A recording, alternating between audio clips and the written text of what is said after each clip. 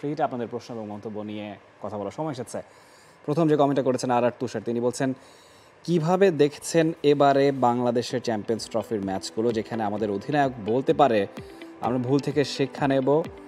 আজকে 11-12 বছরের ক্যারিয়ার, এখনও কি শিক্ষা সফরে যাচ্ছে খেলোয়াড়রা? কবে শেখা শেষ হবে? আমাদের আশা করি ভবিষ্যতে ভালো কিছু দেখতে পাবো। তার পাশাপাশি জাতীয় দলের প্রত্যেক খেলোয়াড়কে বাধ্যতামূলক ঘরোয়া টুর্নামেন্টগুলো খেলতে হবে, এই নিয়ম করা উচিত। বিসিবির শুভকামনা রইল বাংলাদেশের ক্রিকেটকে। উনি কোথাও কোনো দাড়ি কমা দেননি, অনেক কষ্টে কমেন্টটা পড়লাম। তো যাই হোক, আর তুষার যেটা বলেছেন যৌক্তিক কথা বলেছেন, আসলেই ঘরোয়া টুর্নামেন্টগুলো খেলা উচিত। বাংলাদেশ ক্রিকেট শুভকামনা রইল বাংলাদেশ ক্রিকেট, হয়তো বা টাইপিং মিস্টেক আর কি, টাইপো। তো দেখুন তুষার, শুধু ঘরোয়া টুর্নামেন্ট খেললে হবে না, ঘরোয়া টুর্নামেন্টের মান উন্নয়নেরও ব্যাপার আছে। যে মাঠগুলোয় খেলা হয়, যে উইকেটগুলোয় খেলা হয়, সেগুলো যদি মানসম্মত না হয়, সারা বছর ঘরোয়া ক্রিকেট টুর্নামেন্ট খেলেও লাভ হবে না। যে পরিবর্তনটা এবার এসেছে ডিপিএলে, বিপিএলে আমরা দেখেছি বেস্ট স্পোর্টিং উইকেট হয়েছে, এই পরিবর্তনগুলো ইতিবাচক। এবং সেই সঙ্গে আপনি যেটা বলেছেন এই শিক্ষা সফর শেষ হবে কবে, শেখার কোনো শেষ নেই। আপনি যদি ভালো খেলতেন, আমাদের হয় কেমন, আমরা শুধু খারাপ খেললে, খারাপ করলে বলে আমরা শিখেছি, কেন ভালো করে কি শেখা যায় না? ভারত যে কালকে ফাইনাল জিতেছে, তারা তো ফাইনাল জিতেও অনেক কিছু শিখেছে। তাদের যদি জিজ্ঞেস করা হয় তারা কি বলবেন আমরা শিখিনি? তারা অবশ্যই বলবে যে আমরা ফাইনাল জিতেও শিখেছি অনেক কিছু। অ্যাবসলিউটলি, সেই ব্যাপারটা আমাদের দিকে আসুক আর কি। পরের কমেন্ট। আচ্ছা, আজকে অনেক বড় বড় কমেন্ট দেখতে পাচ্ছি, অনেক বেশি। একটা অনুরোধ করব সবাইকে, চেষ্টা করবেন যথাসম্ভব ছোট কথায় আসলে কমেন্টগুলো করতে, আমাদের জন্য পড়তে সুবিধা হয়, কেননা আমাদের সময়ের একটা স্বল্পতার ব্যাপার থাকে। সেক্ষেত্রে আমরা অনেকগুলো কমেন্ট পড়তে পারবো, আপনারাও তাহলে খুশি থাকবেন। পরবর্তী কমেন্ট রানা চক্রবর্তী, তিনি বলছেন in India cricket is a religion, there is no Hindu, no Muslim, no Sikh, here we have different format of playing cricket throughout the year. Cricket coaching camps are going on, that's why we play better cricket and that's why we don't give an excuse like England or West Indies. তিনি মনে ভারত থেকে করেছেন, রানা চক্রবর্তী তিনি ভারত থেকে বলছেন। হ্যাঁ, তিনি যেটা বলেছেন একটা লাইন খুবই ইম্পর্টেন্ট, যে throughout the year cricket coaching camps are going on. এই জিনিসটা ভারতের আনাচে কানাচে, স্টেটে স্টেটে হয়। আমাদের যেভাবে ধরুন অনেক প্রতিভা ঝরে যায় না, ভারতে কিন্তু খুব বেশি প্রতিভা ঝরে যায় না, কোথাও না কোথাও সুযোগ পায়। ধরুন তাদের রাজ্য ক্রিকেটগুলো আসলে অনেক বেশি ইমপ্রুভ। আমি জানি না তিনি বাংলা বোঝেন কিনা, মনে হয় বোঝেন, যাই হোক। তারপরও মানে আমার কাছে মনে হয়, হিন্দিতে বলে দিন।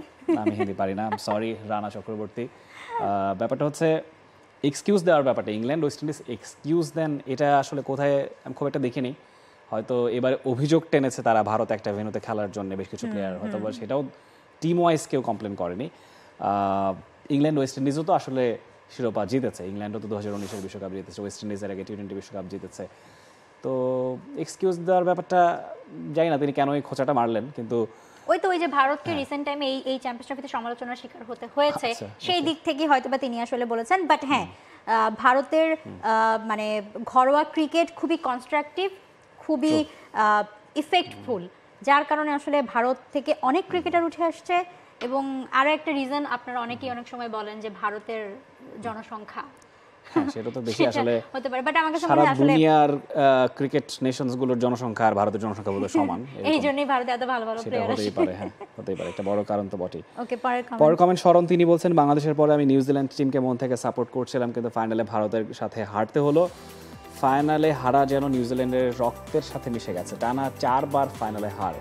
এখন কি সত্যি ভারত ক্রিকেট বিশ্ব শাসন করবে? ভারতের টানা 3 বার আইসিসি ফাইনাল খেলা, টানা 2 বার চ্যাম্পিয়ন হওয়া, ক্রিকেট মনে হয় সত্যি ভারত কেন্দ্রিক। ভারত কেন্দ্রিক কিনা জানি না, কিন্তু ভারত এই ডমিনেটটা করে। এবং নীতি নির্ধারণের কথা বলুন বা আইসিসির কথা বলুন, সবসময় ভারতের খানিকটা ফেভারে কাজ করে থাকে, অনেক সময় দেখি আমরা।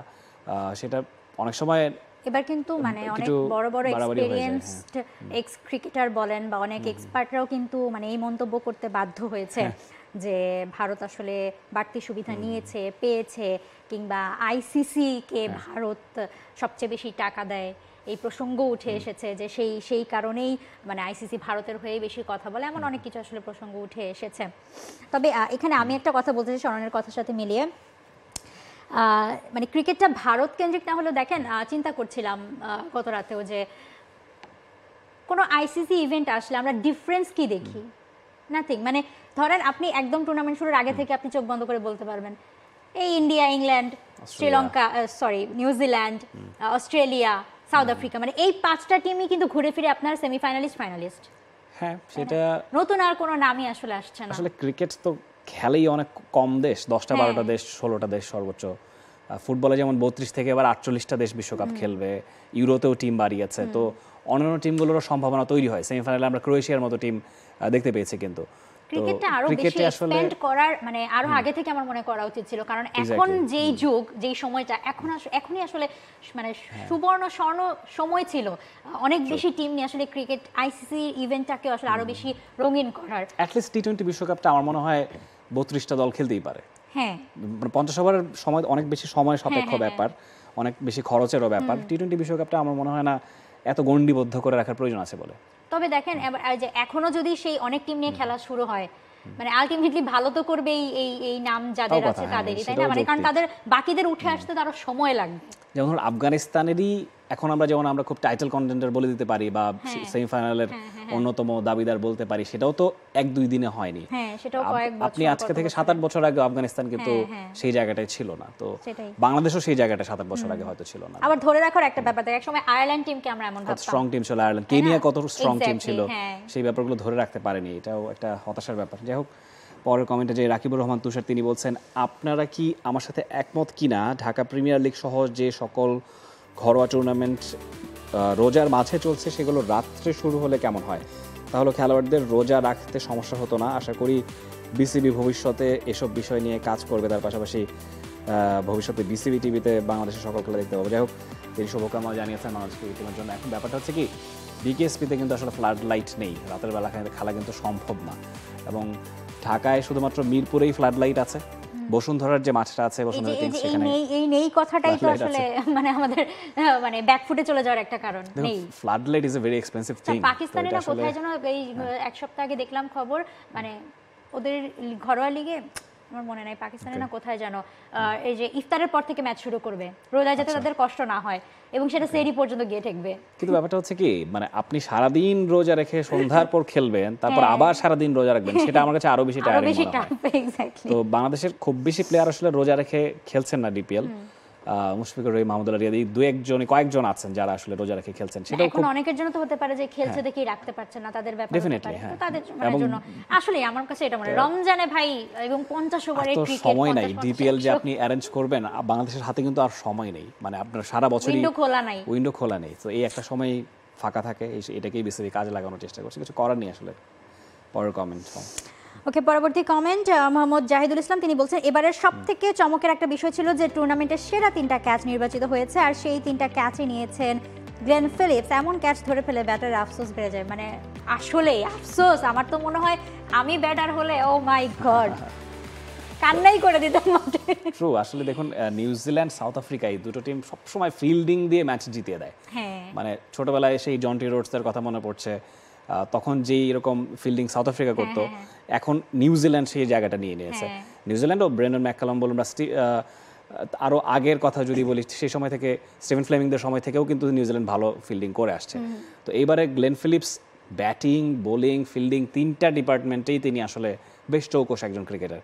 He is a total sportsman, এই জিনিসটাই প্রমাণ করেছে আসলে। একদম। ইন্ডিয়ার সাথে গ্রুপ পর্বে যে ম্যাচটা হয়েছিল নিউজিল্যান্ডের, সেখানে তো কোহলির ক্যাচটা ধরেছিল, কোহলির রিয়াকশনটা দেখার মতো ছিল, মানে কোহলি মানে পুরো চোখ বড় বড় হয়ে গেছে, এটা কি হইলো এরকম টাইপ ছিল। আর গতকাল একটা খুব মানে আফসোসের একটা ব্যাপার ছিল, গতকাল কে ছিলেন তিনি, কাইল জেমিসন মেবি,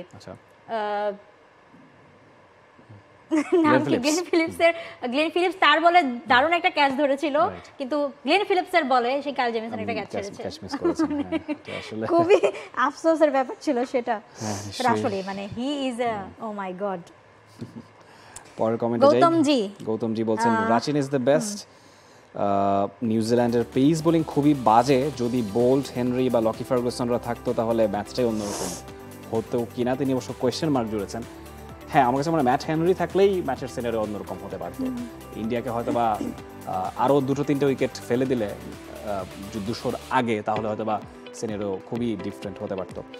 যাই হোক, শেষ কমেন্ট নেব আজকের মোহাম্মদ আমিনুল ইসলাম, তিনি বলছেন, ভাই পাকিস্তানে যদি খেলা হতো অবশ্যই নিউজিল্যান্ড ম্যাচটি জিততো। ভারত আসলে একই মাঠে বারবার খেলেই মাঠে খেলার অভিজ্ঞতার কারণে এই ম্যাচটা জিতেছে। আপনাদের মতামত জানাবেন, ধন্যবাদ। এইভাবে একেবারে বলা যাবে না যে পাকিস্তানে খেললেই নিউজিল্যান্ড জিততো, এটা না। দেখেন ভারতের মাটিতে ফাইনাল হেরে গিয়েছিল 2023-এ, সো পাকিস্তানের মাটিতে যে জিততো না এমন কোনো আসলে মানে কোনো কথা নেই। ভারত যে রিদম, যে ফর্মে ছিল, এবং ভারত যদি পাকিস্তানে কালকে এই ম্যাচটা জিততো মানে ভারতের জন্য আরো বেশি পাওয়া হতো, কারণ লাস্ট 2017 চ্যাম্পিয়ন্স ট্রফিতে পাকিস্তানের কাছে তাদের যেভাবে হারতে হয়েছিল, তারপর পাকিস্তানের মাটিতে তাদের সামনে থেকে মানে তাদের দেশ থেকে ট্রফিটা নিয়ে যাওয়া, এটা ভারতের জন্য এমন হতে পারতো গ্রুপ পর্বের খেলায় পাকিস্তান জিতে যেতে পারতো ভারতের সঙ্গে খেলা হলে, সেক্ষেত্রে ভারত সেমিফাইনালে যেতে পারতো কিনা সেই প্রশ্ন উঠে যেতে পারতো ঘরের মাটিতে হলে। আবার ধরো নিউজিল্যান্ড পাকিস্তানকে বাংলাদেশের থেকেও খারাপ ছিল, পাকিস্তানকে 3-3 হারিয়েছে, এই মানে লাস্ট কি বল ট্রাই নেশন সিরিজেও হারিয়েছে, আবার এই চ্যাম্পিয়ন্স ট্রফিতেও হারিয়েছে নিউজিল্যান্ড। তো ওনার কথায় যুক্তি কিন্তু আছে, নিউজিল্যান্ড যদি পাকিস্তানে খেলতো তাহলে হয়তোবা খানিকটা স্লাইড এজ তারা পেতে পারতো, এবং আরব আমিরাতে খেলেও তারা যেভাবে খেলেছে সেটাও কিন্তু কম না, বেশ ফাইট করেই কিন্তু তারা আসলে ম্যাচটা হেরেছে।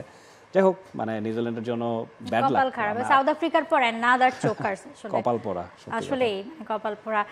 সো শুভকামনা রইল নিউজিল্যান্ডের জন্য, হয়তো আমরা দেখতে পাবো খুব রিসেন্ট কোন একটা ট্রফি হাতে, এবং ভারতের জন্য তো সেই সাথে শুভকামনা রইলই, এবং আপনাদের জন্য শুভকামনা এবং অনেক অনেক ধন্যবাদ দ্য ক্রিকেট শোতে সঙ্গে থাকার জন্য। শনি সোম বুধ সপ্তাহে 3 দিন হাজির হয়ে যায় ক্রিকেটের আপডেট নিয়ে। সো সেই ক্রিকেটের আপডেট দেখতে, ক্রিকেট শো দেখতে এবং ক্রিকেট ম্যাচ, যে কোনো ফুটবল ম্যাচ, যে কোনো খেলা দেখতে চোখ রাখুন টি স্পোর্টসে। সবাইকে অসংখ্য ধন্যবাদ। For more updates, subscribe to our YouTube channel and click on the bell icon. Follow us on Facebook and Instagram. Download T-Sports app to enjoy exciting games and highlights. Visit tsports.com.